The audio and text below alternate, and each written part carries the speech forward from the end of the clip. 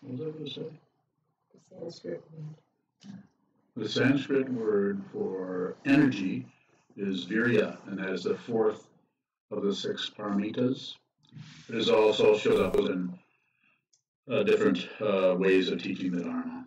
So you can show up at different places, and sometimes means the same thing as exertion or energy, sometimes a different aspect of it. So the way I wish to talk about it today is that it is not like the conventional mundane kind of exertion where you put your shoulder to the wheel. What is that? Put your nose to the grindstone? Is that another one? That doesn't seem like a very good metaphor for working. Put your nose to the grindstone. Huh? It would. Anyway, some kind of push. Let's really get in there and let's, it's like rah, rah, rah. It's like the circle of guys getting ready to go play football. It's just the opposite. Well, maybe it's not exactly the opposite, but it's a hell of a long ways away from that kind of exertion. And there are times when that's the only kind of exertion. You can't just look and wish the refrigerator is loaded into the back of the truck that you're taking to the dump. Of course, they don't have dumps anymore. You don't know. You have to take it to the side of the road when nobody's looking and tip it off. Say, I don't know who owns this. Post-it note.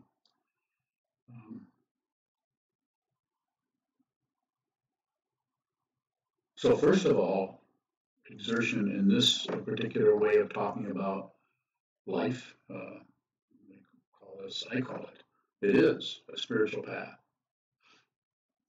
And it's doing away with the mundane path. You have to have the mundane path. You have to have your everyday life to even support something like this. In ancient times, you could just, different cultures, India, you could just become sannyasin, you could become a mendicant, you could just wander, and you would be respected.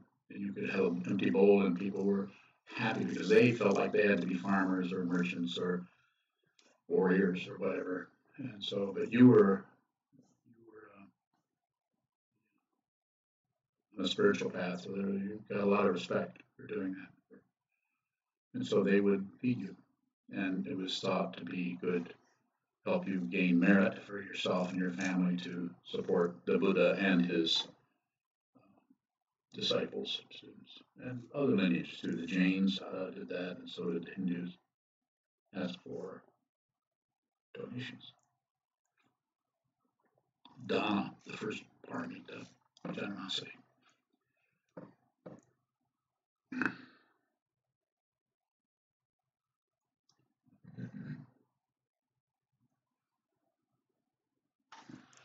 We're using concepts, so it's difficult to get concepts to align themselves with one's perception. If you were trying to explain the color green to someone who was colorblind or someone who was blind, it's like you want to give up before you even start, because it's like there's no way to do that. You might try to use the other senses to approach that. Well, it's kind of like green is kind of like the sound of a bird. So, yeah, not exactly. There's some things that are green that are nowhere near like the sound of a bird. But what I'm trying to characterize here is all the different ways we try to communicate about things. So my function here as a Dharma teacher is to try to communicate to you what that particular paramita is about: energy, exertion. And it is not about pushing anything. So what is it about? Well, it's like the sound of a bird. Cardinal. What it is it's a way of seeing the way energy works, so that you don't get on board that kind of a pushing, exerting, trying to accomplish something. It is it's closer to the mundane part of it would be get your butt to the cushion, get up, move, come up the stairs in this case, sit down, and as soon as you sit down, everything else comes to a halt. Using the body, you sit down, hold still, watch what's happening. Because if you're trying to do some kind of exertion to get somewhere, and I'm not saying there aren't other paths that teach this in a different way. I'm not here to correct anyone. But I usually use metaphors, which is very common in not only Buddhist teachings, but other teachings, to use a metaphor when you're trying to approach something that you have some understanding of, but there's no way you can say it conceptually without totally missing the whole thing. So that's what I'm endeavoring to do here. I can actually help you.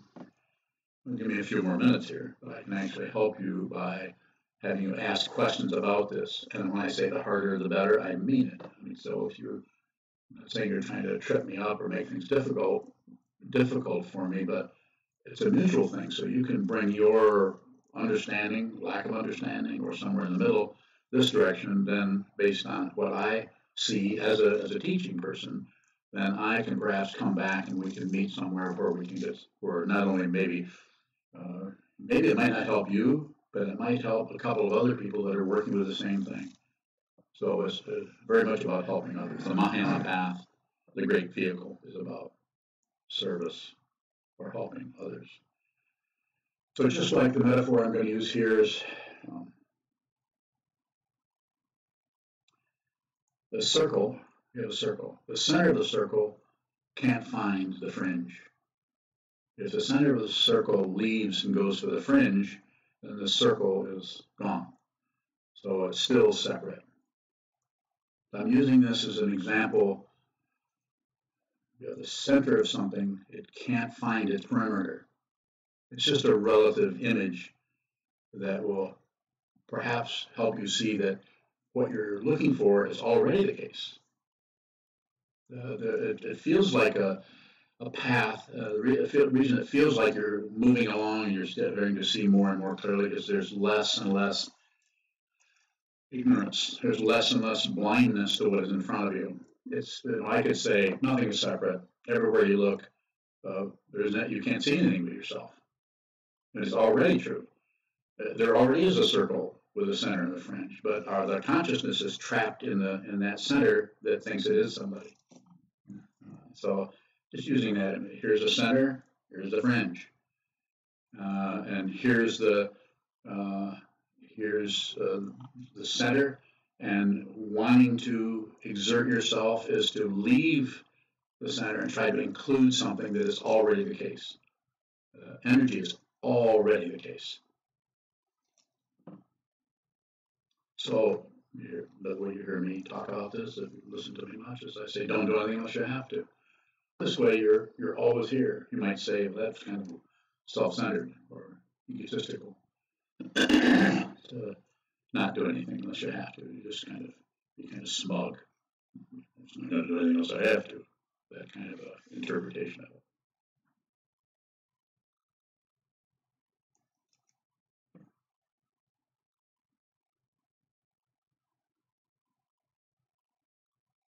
Relative truth cannot find absolute truth. You can't take, even though there are hundreds of books, thousands of books.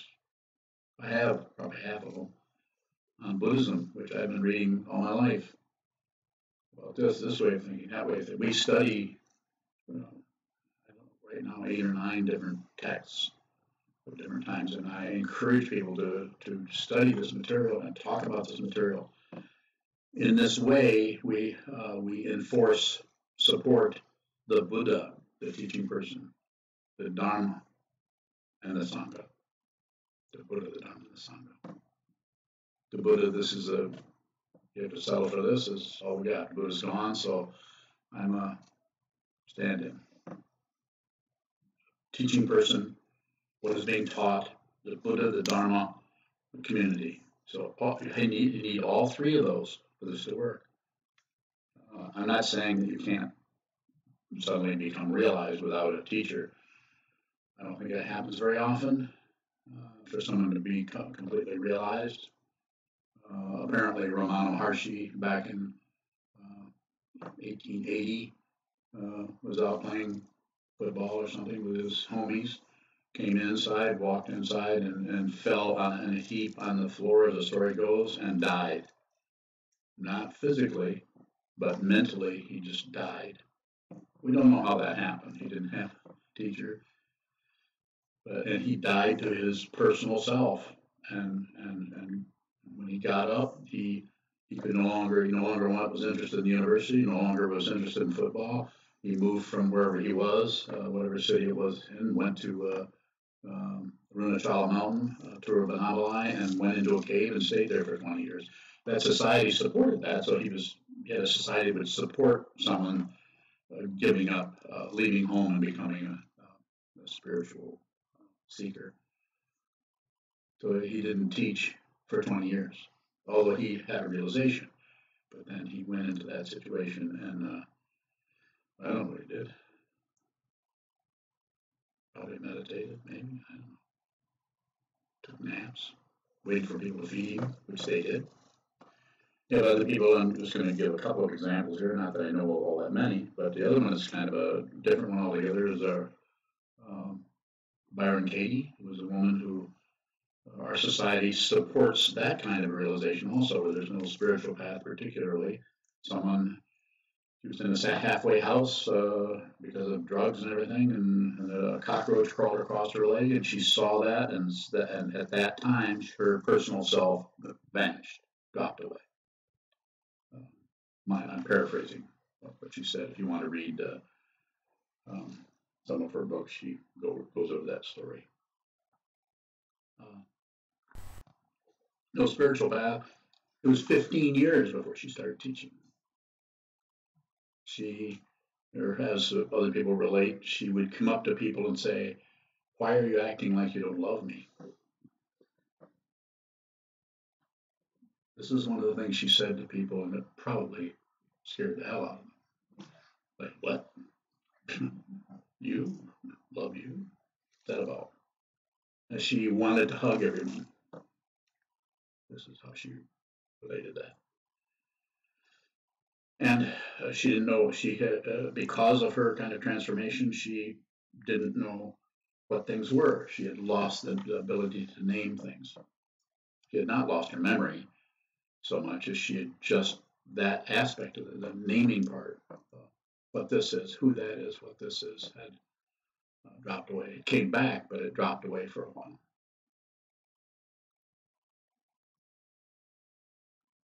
So, no teacher, at least she never has said anything about having a teacher.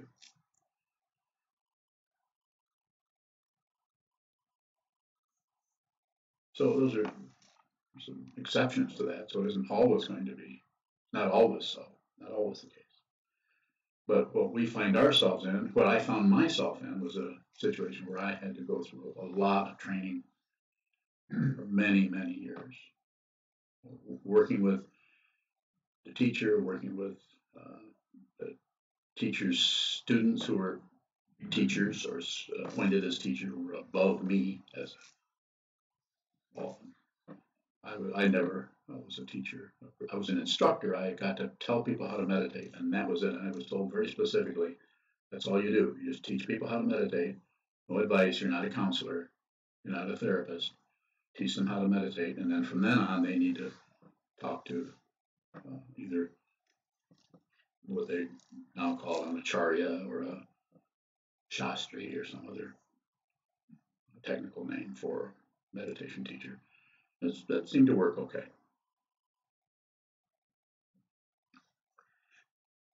Excuse me. So getting to the cushion, energy, get yourself to the cushion. Get yourself to the teacher somehow. If you consider this person your teacher, you're very lucky. I only have a couple dozen students. I don't have thousands. And I'm not likely to have even hundreds.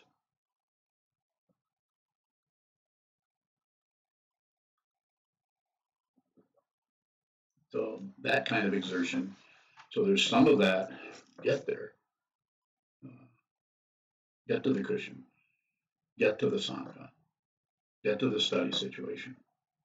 Get to whatever the teaching person is saying. Study. If you're this person's student, then study what I have sometimes people say, well, I'm reading this about Thich Nhat Hanh. And he says this, Thich Nhat Hanh is great. He's a great teacher. He has thousands of students, probably maybe hundreds of thousands. I don't know, like Dalai Lama. People are reading books by other people and then asking me questions about books I've never read. And I don't have time, having read more books than I care to count. I don't have time to go back and read other books. So please, I have a list of, I don't know, 30, 35 books. You want to read books? Read those. Just read the 3 volumes of the Trungpa Rinpoche that Judith Leaf translated out of the 13 seminary transcripts, which is a ton of material. Read those. Or just read the ones that are on that we study 8 days, 8 times a week. And then discuss them with other people. So read the material, discuss it with other people. It takes a lot of exertion. It takes a lot of energy to get to that. If you have an interest, if you're inspired, then you'll get to that, and you notice that it takes the mundane kind of exertion. But when you sit on the cushion, the exertion that happens there is just your body. Mind should be just do whatever it wants to do.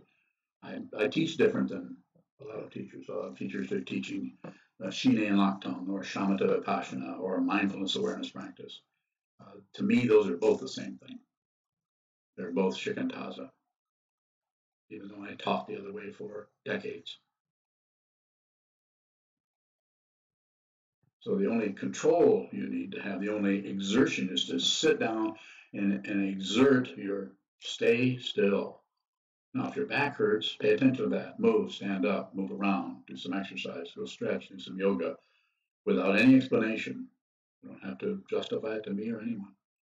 In the monastery down south of here in Battle Creek, people, this is very specific instructions to people who are the temple residents, who are the Doman, the Doshi, the Han and Bell, or anyone who is kind of taking care of things there and trying to hold the forms. Somebody comes in, walks in, sits down for 10 minutes, gets up and leaves, comes back and sits down for 15 more minutes, and then they go outside and they come back in. Nothing to correct there.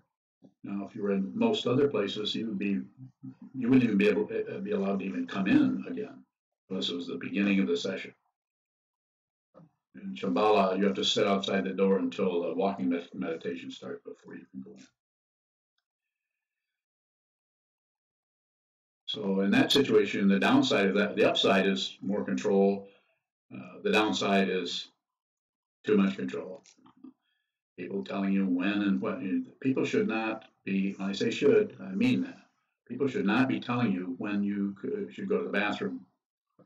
That happens, doesn't happen with children. They get to go whenever they want to. But here we've got adults who are saying, no, you can't go to the bathroom until the gong rings. It's not going to work too well. So you should quietly get up and go do whatever you need to do and then come back. Even if it's only just go out and look at the bird feeder for a while. Do that. That's really the only way you're going to find out how exertion really works. How Virya, the Tibetan for that is Sandru. How you're going to really find out what that is yourself, because you're the one who gets up, goes somewhere. That way your awareness goes with you instead of going into, I wonder what people are thinking about me since I'm getting up in the middle of sitting and going somewhere else, which is what happens quite a bit. Or I should stay here. I shouldn't. No, you should do what your body says. Unless it's saying, don't meditate, then might be going too far. You might want to, and all meditation really is. We have strong forms for it here because it seems to be helpful, but all it really is just hold really still and watch. We just have a strong form for it so that it's easier to come in, have cushions, have sangha, other people are sitting here, sit down in a symmetrical way, hold very still, and watch what the mind does. And eventually, if you do that enough, there's no guarantee, I can't guarantee it. But the way it looks, if you do that enough, eventually there will be, you could call it a breakthrough. All it is just you stop fiddling around. I mean, the stone will sink to the bottom. But if you interfere with it, or if you stir up the water, it's going to think it's going to think it floats. It's going to think it belongs on the surface. You know, metaphor only goes so far, of course, but just please relax, sit down, hold still, assume nothing, believe nothing, disbelieve nothing. Just don't have any reference point for anything. Just a just a breath, and don't even hang on to that. If you forget about your breath, you'll notice that you keep on breathing. There's a whole lot of things going on that you're not paying any attention to. This is exertion, sitting down and just be. This is the exertion. And if you do it enough, eventually it becomes almost luxurious.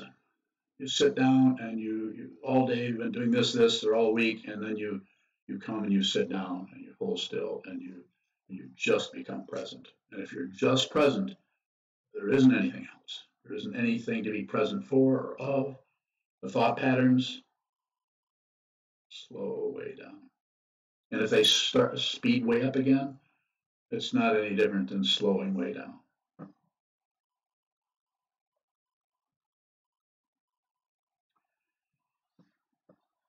Comes up is the Tibetan word for relative truth. Dundon is the Tibetan word for absolute truth. Relative truth can't find absolute truth. Relative truth is not separate from absolute truth. It just looks like it's something that has a plus and a minus, a right and a wrong, a living and a dying. It just looks relative because of the way it shows up. But you can't send relative truth with the thought, all the books and all the, they're just preliminary. It's like steps to a cliff. At some point, if you're talking to me, you're probably on the edge of the cliff. If you're talking to Thich Nhat Hanh, you're at a different point. You're probably under an umbrella somewhere, having a cup of tea.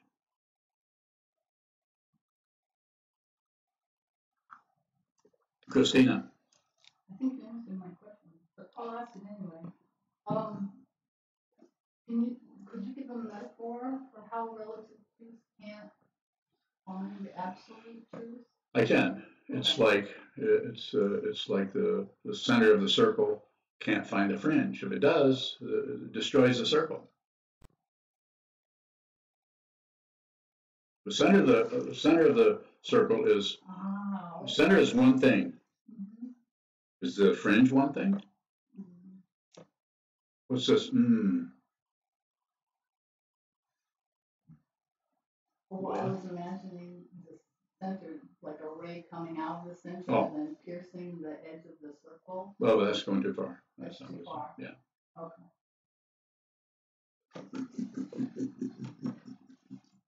Well, on a piece of paper, they aren't together. Well, you drew it. Yeah. That's the signal for the sun. Draw a picture of a mouse. Okay. Show it to me later. All right. So we're just, metaphor only goes so far, inside, outside, center and fringe. And so, but what's being said is what you're looking for is already here. It's already this. If you see, you both see separate beings and you don't see anything at all at the same time. If that becomes the case, you have something that is talked about occasionally. It's called unconditional confidence.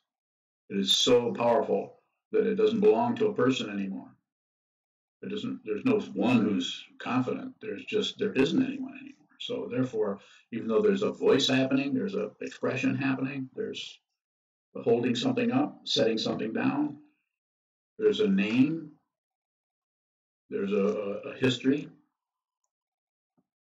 there's memory, sometimes.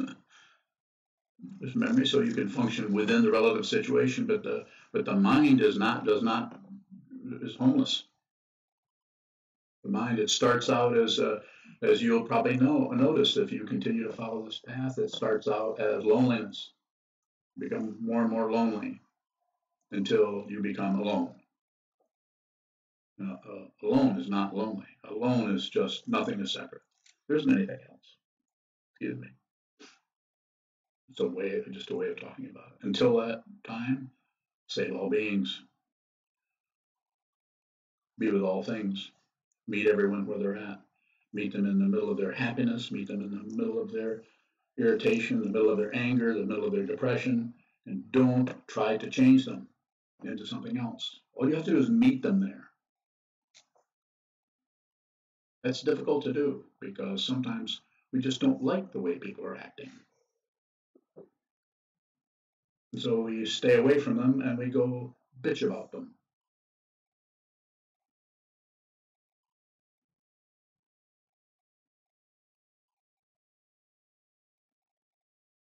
Questions are good, okay?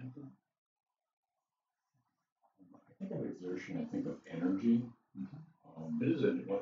What's the relationship between energy and exertion? The energy is, exertion is something you think you're doing or creating, to push on something or do something.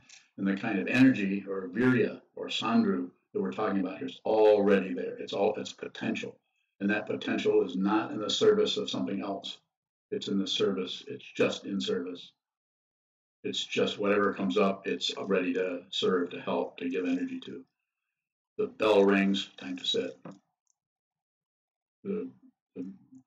As you've spent time at the temple, you hear wherever you're at in the temple, you hear the Hanan bell, the wooden fish and the bell. There's a series of strikes that happen 15 minutes before sitting.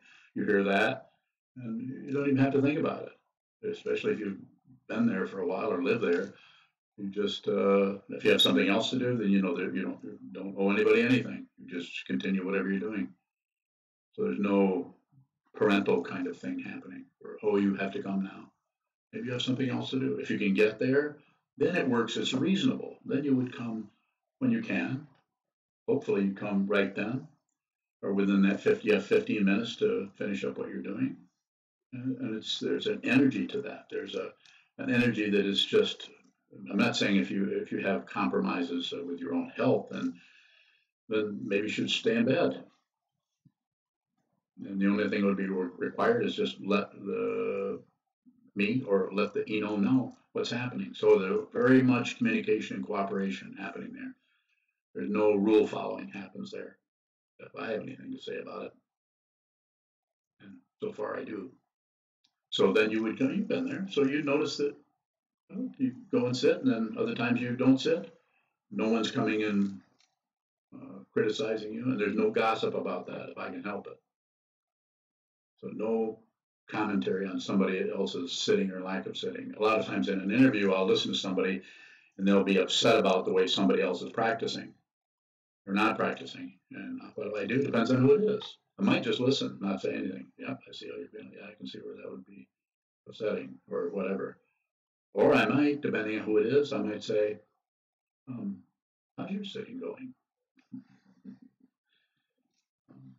Or not. So meeting someone where they're at means that you've already met yourself where you're at. But it's a practice. So maybe you can do that a little bit, and you're working on that, and then you work on how to meet others, and then you see that you need to work with yourself more. Then you see that you're taking the very difficulty that is unexamined and projecting it on somebody else and thinking that they're doing it. But it's actually your feelings. It's just an amazing kind of, what is it, sleight of hand? I don't know, there's sleight of mind. Somebody's like, makes you think of, what is it?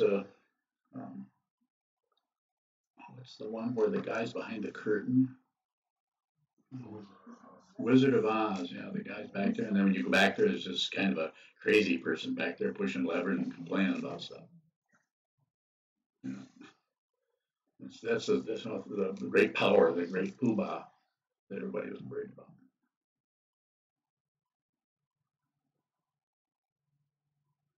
about. Josh had a question. With, I guess, yeah, with truth or reality, is it something that is individual or personal, or is it something that's universal? Like, is it everybody's Both. truth and reality, or it's both? It's both. It has a personal feeling until there's the fancy word is Sanskrit is anuttara samyak sambodhi, complete unexcelled enlightenment. There's no longer an individual there. Although it sure might look like it to everyone. Can my truth or reality be separate or different from a universal truth or reality? It can look that way for a while, but the fundamental truth is not something. There's no second. There's no second opinion. There's no first opinion. More.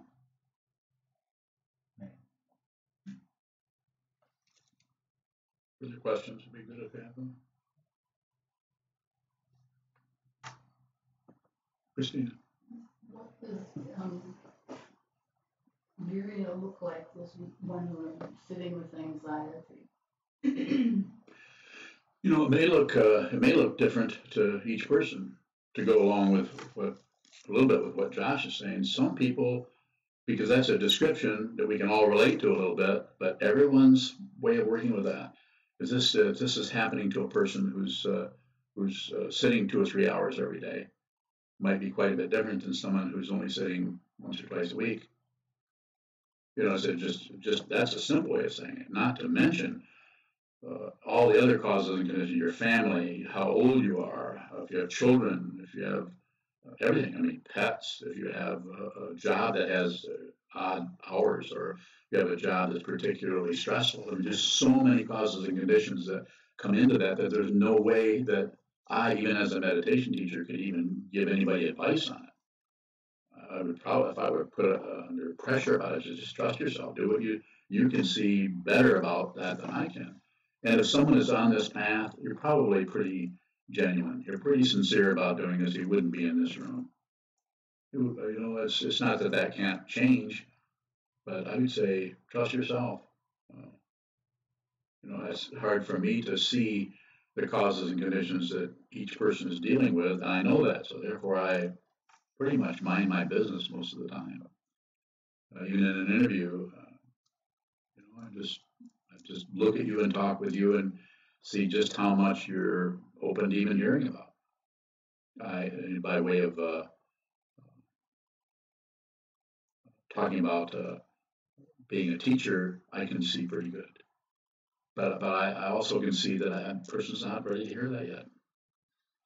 So I don't, and they may never be ready. And even somebody comes, I was just saying this, someone in an interview this morning, even if, or maybe yesterday, even if somebody comes and says, oh yeah, Sokuzan, I'm all yours. You're the greatest teacher I've ever met. Go ahead, hit me with it. Tell me who I am. Tell me my neurosis.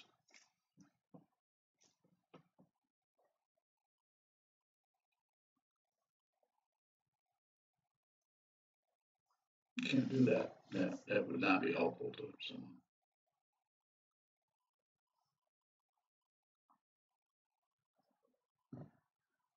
I'm not saying there isn't some other teacher that might tell you, well, you're actually full of it. You think you're better than you are. You think you're better than everybody else. You wander around with a swagger like you're King, what's that, King Tut or Queen Nefertiti? One of those really important people in the past. Probably had past lives as that.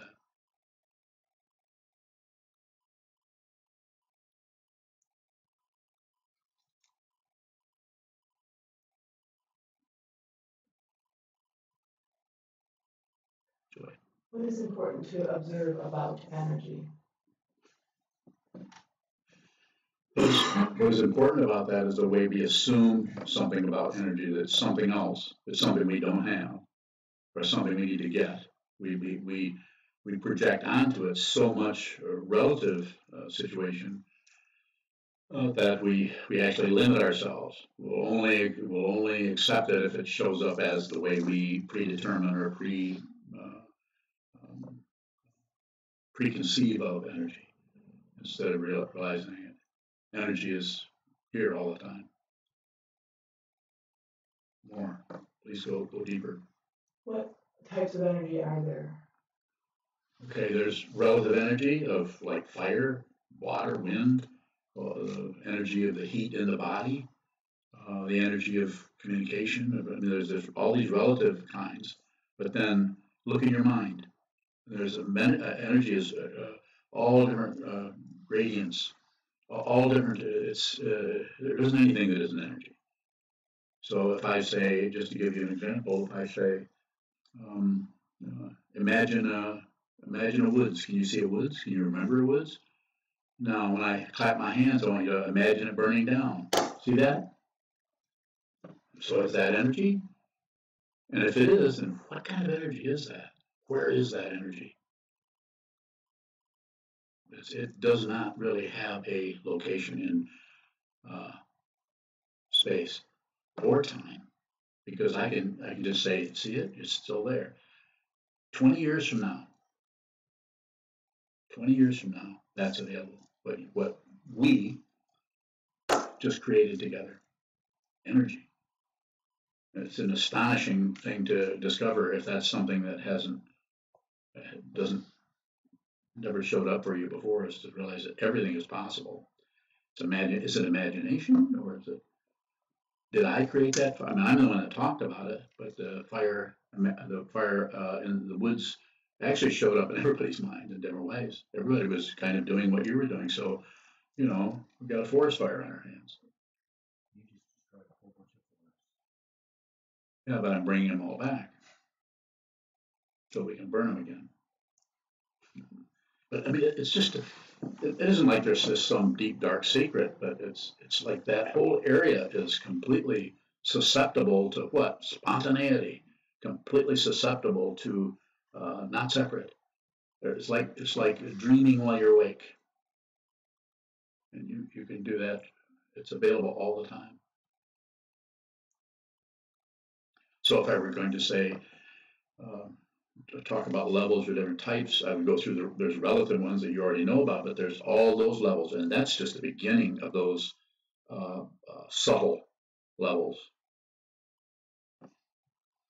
If you do lucid dreaming or what's commonly called projection of the astral body, if you move your consciousness, deliberately move your consciousness out of your body when the body is inert or asleep, you can act the consciousness willing to go anywhere.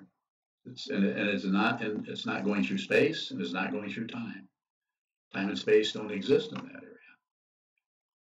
So what is that? I mean, what is if you go back to the last dream you remember, or maybe you write down your dreams, which I think is a good idea.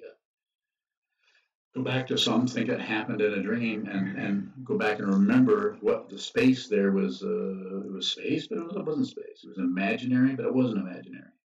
It was imaginary because you woke up as a dream, but it was not imaginary in that when it was happening, that was your world. There was no altar, there was no Sokuzan, there was no building, this whole dynamic was not there. And there was something moving, but it didn't seem to be exactly like time. Something else is happening. Sometimes we dream things backwards. Sometimes we dream and then we realize that the dream actually started at the end of the dream and went the other way. If you haven't had that experience, then you have something to look forward to or backward to. Gary. Is negative energy, when we say negative energy, a misidentification of what that is? Based on Say more. Apologies. You said that everything is energy, so to say negative energy doesn't seem to make sense in this context. So saying it's negative or positive is projecting onto it. And you may project onto it with all kinds of backup. You could project onto it like the forest fires in California. We could probably all write down an explanation for that. And there are people everywhere that are saying this is why this has been happening forever. This is just happening. Other people saying climate change. And you can side with one side or the other. To some people this one way seems more possible or obvious. It depends on what your preconceptions are, there's just so many things involved in that. It's hard to know, you can't really come up with the right and the wrong. Just like if you keep telling lies, saying things that are not true, then eventually that gets so muddled up that you just don't know what's going on. I mean, you just can't even remember what you said, and you can't remember. So it becomes very difficult. And if you're doing that to yourself, which you may have done some of that yourself, or you might know somebody that is, maybe somebody in your family or your coworkers or somebody that really is never really leveling with themselves. They could be very nice, they could be very kind, they could be considerate. But especially if you're a meditator, the more you meditate, the less you're going to know about who you are, and the more clear you're going to be about everybody else's neurosis. Please ask me questions about that. I'm just really excited to tell you. Yes, sir. So is that part of meeting people where they're at? Yes. And in determining where someone's at, you have to have a sense of where your own self is at. So what I hear you saying is that as you meditate more, you become more aware of where other people are at than really where you are. Yes. That's very good. Yeah. Thank you. I like that. That's good. Yeah, it's less, what, who, what is this? What is this? But when you look out, everything else starts to become very, very sharp and clear. You have to see, I'm not making this up. I mean, maybe a little bit. I like to make shit up. But this is Buddha's teaching is no self. 1.5-fold egolessness is Sotarpa. That's Tibetan. So that's my reference point for my authority. I learned this 40 years ago. Sotarpa, 1.5-fold egolessness. So the first thing you've seen through this, but this still looks pretty solid out here. It seems to be that's why. So you do this, you meditate, and you see more and more that there really isn't a person. There's not an identity. There are the skandhas, form, feeling, perception, concept, consciousness. You can see those, but you see that they used to have little hands where they hang on to each other. Form, get a hold of feeling. Feeling would get a hold of perception. Perception would get a hold of some of the concepts to point back to what all was happening back here. And then I feel like I'm a puppet master here. And then they would all come up, and then and then the six sense fields and their objects. All those sense fields and their objects would come right back through the first four, all the way back to form, and the deal would be sealed. You're somebody. Yes. How can we become who we are or recognize who we are if we don't know who we are because we're like, stop being who you're not? That was easy, wasn't it? no. Stop being who you're not.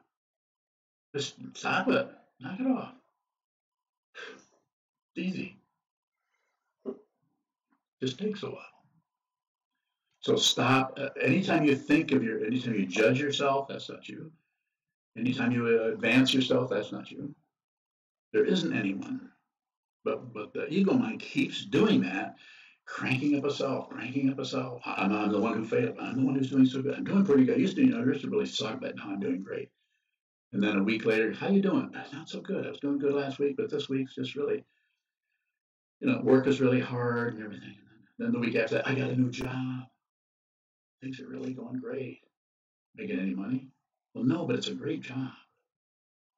Okay, well, wait till you try to pay the rent.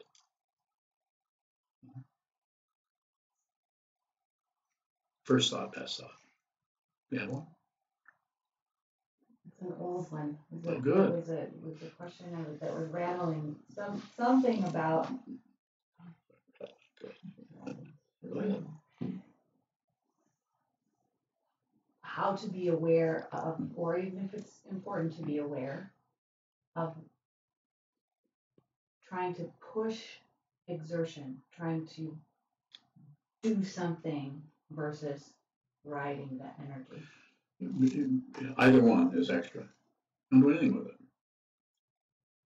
Don't ride the energy. I never teach that way.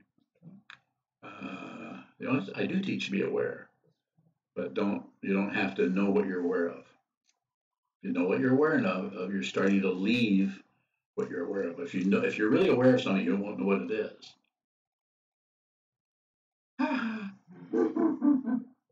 You won't know what it is, because if you know what it is, that means you've named it, you described it, you've given it an edge, you've given it a source, you've given it a direction. The bottom of it's painted red. It's not a baboon. But, we immediately go. So this is our way of grasping things with the five skandhas. But you can actually just see form, feeling, perception, concept or naming or structures or interpretations, and consciousness. The six sense fields and their objects all coming together to say, me and my world, myself and my life and my good things, my bad things. Got something?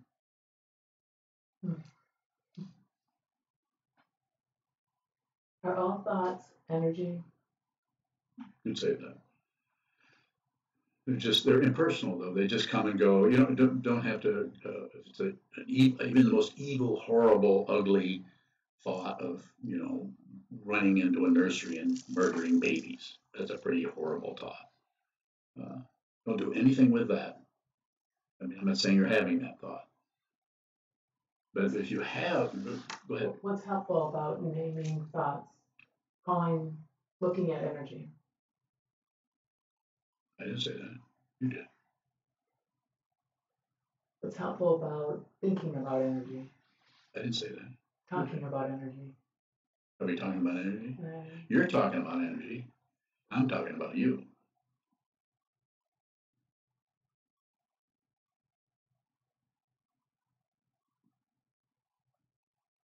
I'm talking about you, who you really are. And who are you? Say it. Energy? Not separate. It's the separation that anytime you have any imputed separation, you're going to have energy. You're going to have tension. You're going to have coming and going.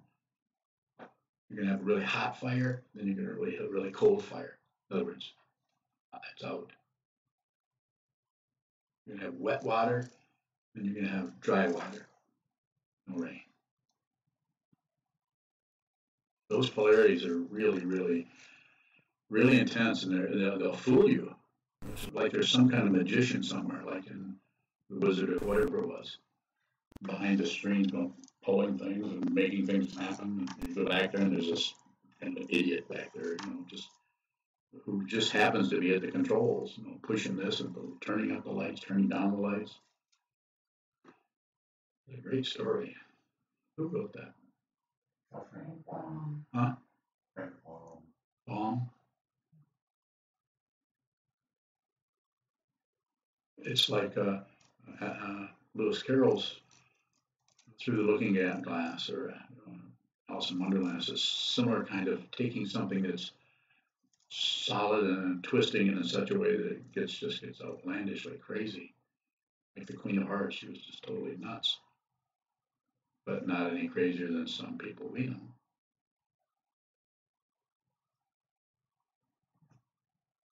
More about energy. There's something behind the energy word, or that energy that you're working with, that I feel we could go into a little deeper if you have some. Okay. James. So clear about yourself. You don't know what's going on. You don't know what's going on. And make it clear on others. We tend to get, as we tend to see how completely, how much, how sausage is made, like you can't find all the pieces and parts of the whole thing. It's like, it's like when your question is, what is this, or who am I? When you're at the stage you're just kind of lost, and you continue to practice, you continue to work with the Buddha, the Dharma, and the Sangha, but you feel out of it. I mean, there's so many ways I hesitate to use a particular word, but this is why it's important to have a Sangha, to have a teaching, and to have a teacher. For most of us, there are a few people who can do this, spontaneous realizers who just blow apart and there's no more self. And then, of course, it takes them 20 or 30 years to understand what just happened to them. We're doing it the other way around. We're starting out, we're putting in the 20 or 30 years, or 10 years, or 3 years. It's hard to say. And then we're moving towards that. So when the realization happens, then we already have the understanding that has been cumulative or relative or provisional. But the feeling of not knowing this, see, everyone else seems to be more clear. It's not all that helpful to talking to someone and see that their confusion is something that they're working on. If they're a practitioner, it looks like there's some possibility that something there will open up for them. We usually see that. And if they're not a practitioner, usually the circle is pretty tight. There's no openings anywhere. They're going to spin just like that right up until the body collapses and goes back into the elements. And it's not bad. It's not like they're bad or evil. Very nice people who get along with everybody and go and are helpful to their neighbors and get along good with people. Have their children raise their children, and the children, they might have some spinning going around with them. Again, it's not wrong. There's nothing wrong with that. It's a valid way to live your life. But if you want to understand who this is or what this is deeply, in other words, a spiritual path, then find out who you actually are rather than what society tells you are, or your family tells you are, or your spouse tells you who you are, or you tell yourself who you are. So that's usually what we're doing. We're constantly recreating ourselves based on causes and conditions, on successes and failures.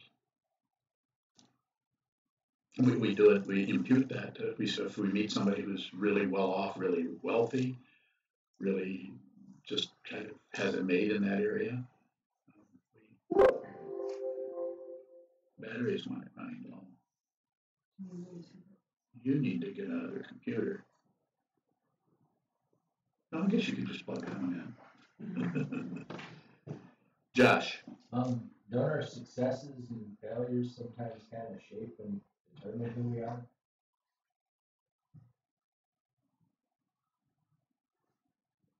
Relatively, yes. Of course they do. But ultimately, it's just stuff that happens. It's like hot and cold. It's like the nerve endings. Same nerve endings, and I use this all the time. The same nerve endings. If you run a feather over this, how many feathers do I?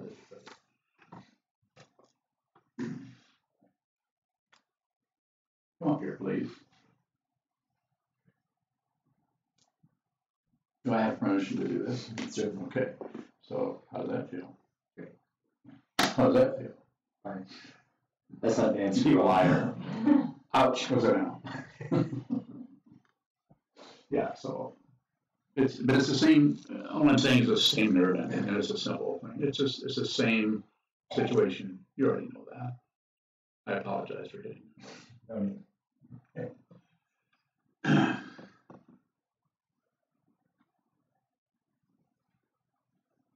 And those nerve endings are something like that as happens in the mind also. We're sensitive. We're sensitive to pluses and minuses all the time. And because we have been saying it lately, is this like our spirit or whatever has been downloaded into this body. We are animating this body, and because we've been taught since we're very tiny, that we're somebody, and that we should mind, and that we should, this is how you tie your shoes, and this is how you hold a fork, and we've been conditioned to be more and more this body. And the only time we have some doubts about it is when we go to sleep. And you start to live inside of have dream lifetime happening. Then it gets a little fishy about the whole attachment to the body. Because if you just went to sleep and never woke up, you just dream from now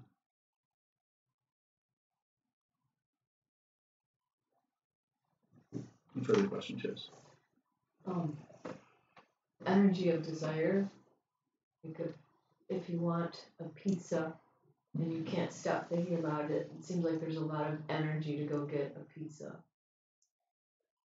But the energy to come to the cushion seems a little different. It does. So the energy of desire, of wanting or of ignoring versus the energy of practice. So you have the energy, you know, like pizza, you like pizza. So the energy of being hunger, you know, that's, we're living beings, so we're going to have to eat something. You could derail that into some health food and just eat, you know, yogurt or something. But the energy to practice meditation has a higher inspiration, if you can say it that way. You have there's a kind of an understanding, an ultimate understanding of something that you need or want. So that kind of we're kind of beginning to understand the whole nature of desire and how that works, and the nature of aggression, the nature of ignorance.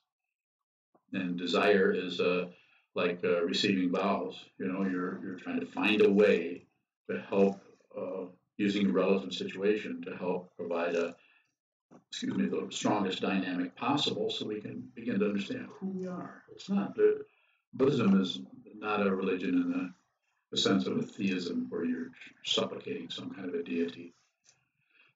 If you do any kind of deity work at all, it's always seen as a creation of your own, a higher self, your own higher mind might take on some kind of a form. And there's, I mean, I've done lots of practices like that, millions of mantras. I have a lot of experience doing it. I don't really teach that, a little bit. What I teach is, you know, sit down, hold still, see the truth. And if you're holding very still, holding your body very still for lengths of time, I don't know if it has to be days or weeks or months or years, but it seems to be necessary to have some kind of stillness in order to see the nature of what keeps tumbling around and moving. Go ahead. Yesterday during Bruce's talk, he was trying to describe something, and he said,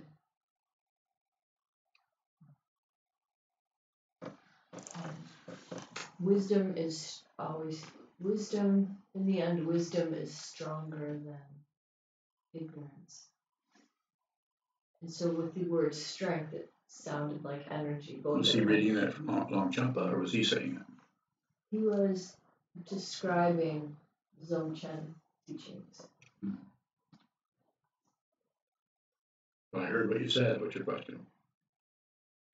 So I think with the Dzogchen, they were talking about how everything is already naturally perfect. And the energy That's what Dzogchen means.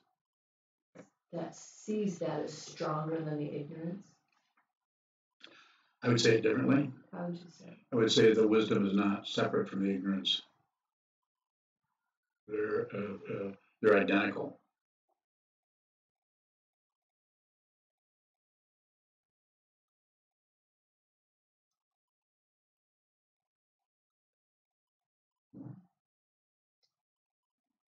And I'm not disagreeing with him. We're both saying the same thing in a different way.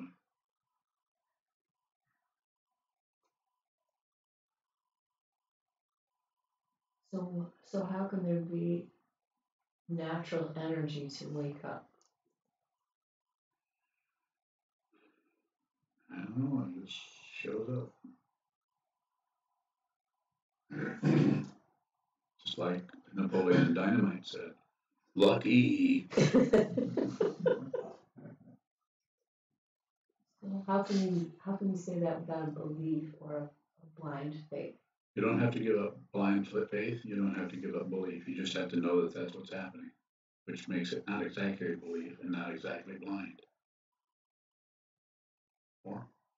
So is it important to have a structure, even though we're taught, or you might realize it's empty, but to lean on that belief?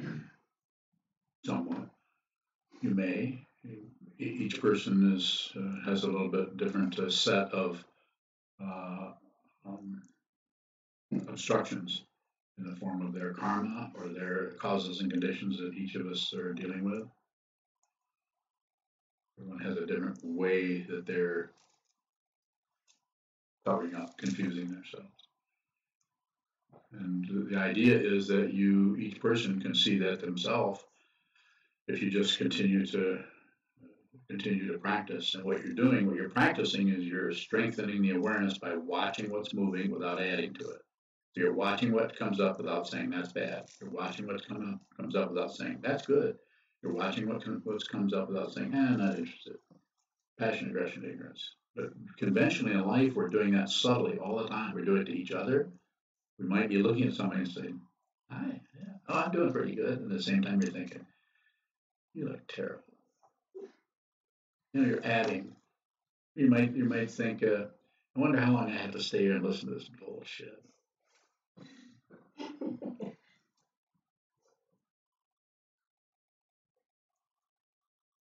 We do that. We do. You may not do. I mean, that's my version of it. I'm just such a sweetheart. People don't have any idea how irritated I am. You might do it differently. You might even some people are just crabby all the time. That's the way they work with it. And some people are just sweethearts like me.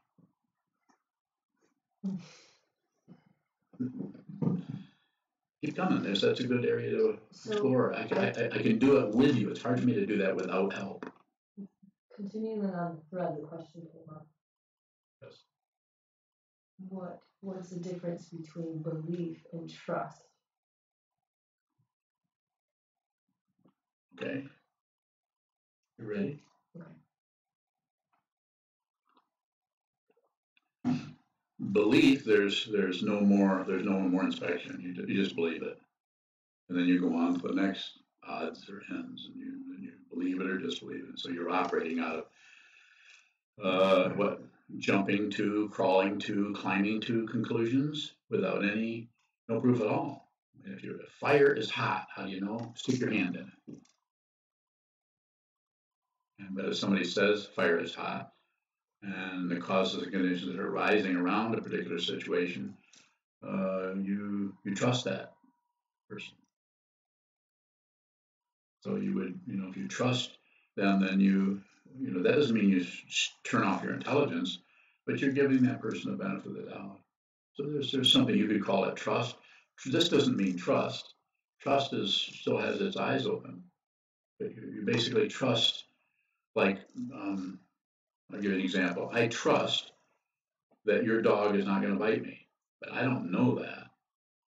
I've never seen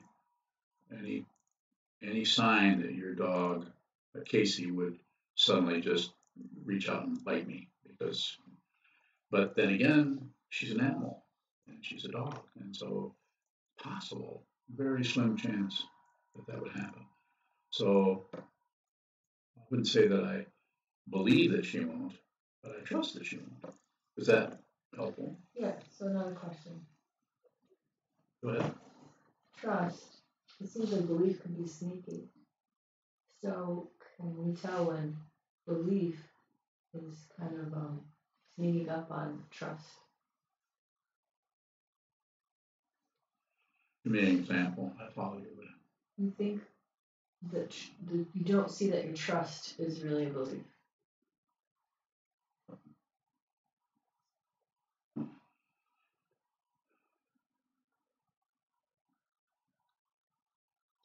So I follow you. I think it would be very individual that would show up. I think something like that could happen, but if there's a strong awareness, if you're sincere about wanting to be genuine, be who you are, and find out what is fundamentally true and what's appropriate, being considerate of everyone and everything around you. That's difficult, especially if you've got some people or some situations that are difficult to work with. Someone at work who is, I don't know what that is. Someone at work say that it just gives you a hard time about something. They're giving you a hard time, and so that might be an area where instead of going and communicating with the person, their way of giving you a hard time might trigger things that you have not examined in yourself. Right down here next to your kidneys.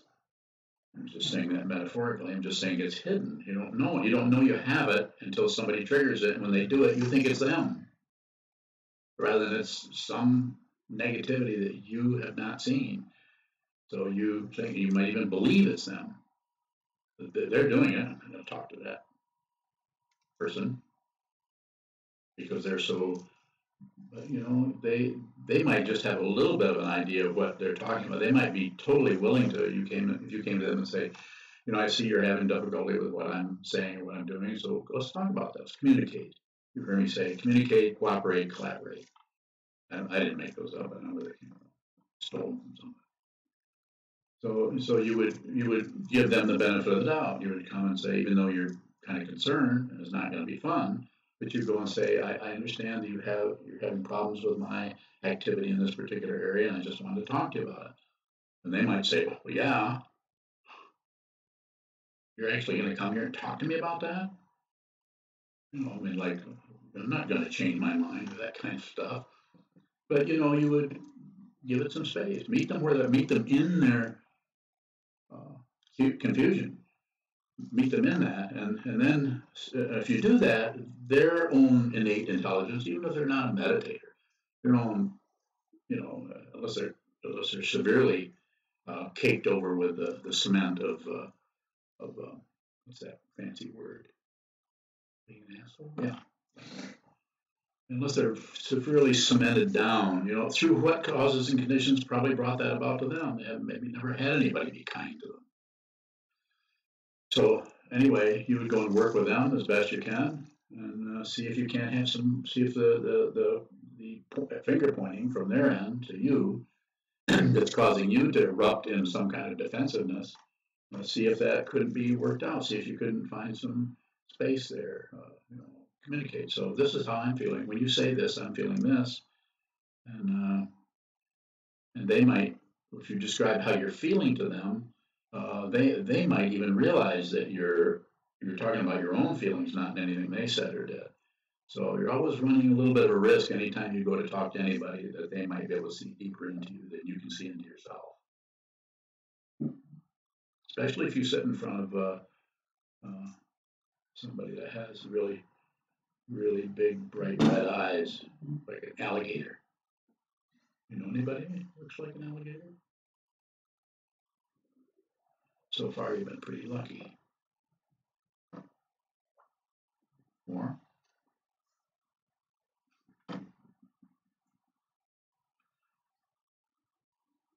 You follow what I'm saying by the this and the trigger, and even though they're talking about something else, your reaction is, not just you, but anybody. Your reaction is coming out of unexamined aggression or confusion or something that is that you haven't looked at.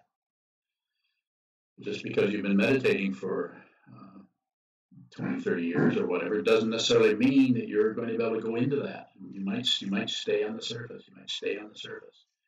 Actually, coming back to the original theme of the talk is Virya, or energy.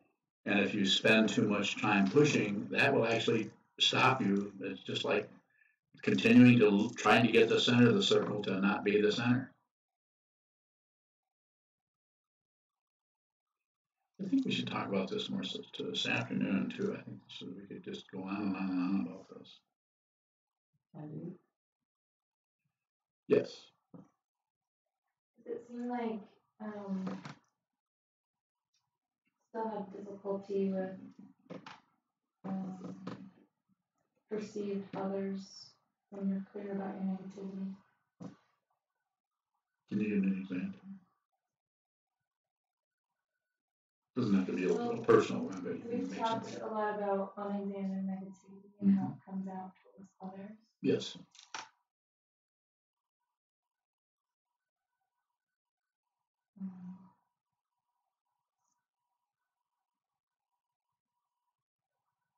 Is there still irritation when you're clear about your own negativity? Yes. Might even be more. But just be clear about your negativity because you can't get rid of it. You can't get rid of who you are. That's why it's so necessary to make friends with yourself on a really deep level, so that no matter what happens in the world, there's no surprises. You know who you are. You know what this is. You know the negativity, and you're no longer trying to be somebody else. Nothing you get rid of. Some teachers or teachings talk about getting rid of this. I mean, you find it in the sutras where they're tamping something down or getting rid of it or shutting out the, what do they call it, the followers of other traditions, stamping them out. People who don't follow the Buddhist teachings or something. Primitive kind of stuff. Different culture, different time. But yes, you might actually feel that. But because you know about it, because you feel it, when that trigger happens, if I'm tracking what it is you're asking about, there wouldn't necessarily be a reaction. There might be a feeling, but because you're clear about that, because you're clear about that situation and that someone is triggering it, you can see the whole. There's nothing backstage. There is no backstage anymore. There is just, you're very clear about the whole dynamic. And if you're on this path, you're willing to have that negativity forever, if it means saving all beings. So you take, as it says in one of the practices of Bodhisattva is to say all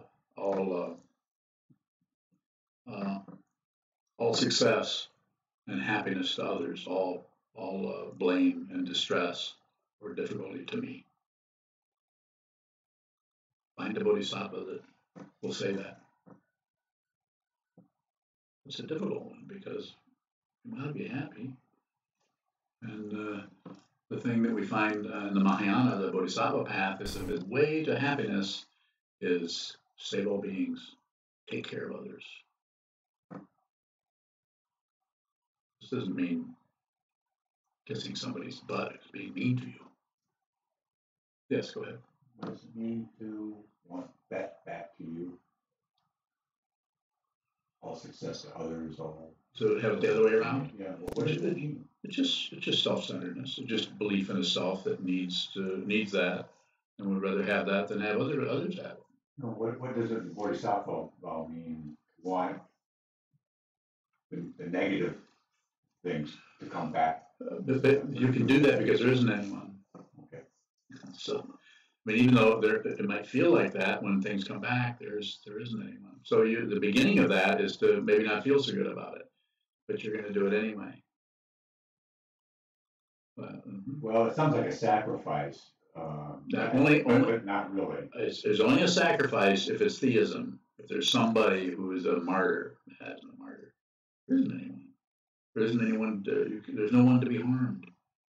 But the world thinks there is. So you look at all the beings that are at war with each other, and this is Maitri Bhavana. This is actually the mechanical way is Tonglen practice, which I don't recommend because it's too intense for people who are working with dealing with themselves and with their negativity is to take on the negativity of others. Might not be a good idea unless it's taught individually, but not to a group. Go ahead, please. So it's a kind of an intention then, a willingness? Willingness, just an intention. And everyone is so different. Everyone's karma, their feelings. Some people are not ready to do this, and I'm not here to push anybody around. I'm saying meet everything where it's at. It's not a big deal. I mean, it's not like one, but not. Anything else? No, thank you. Very good, thank you. Good question. Anyone want to take us further into that, especially where Jim was going?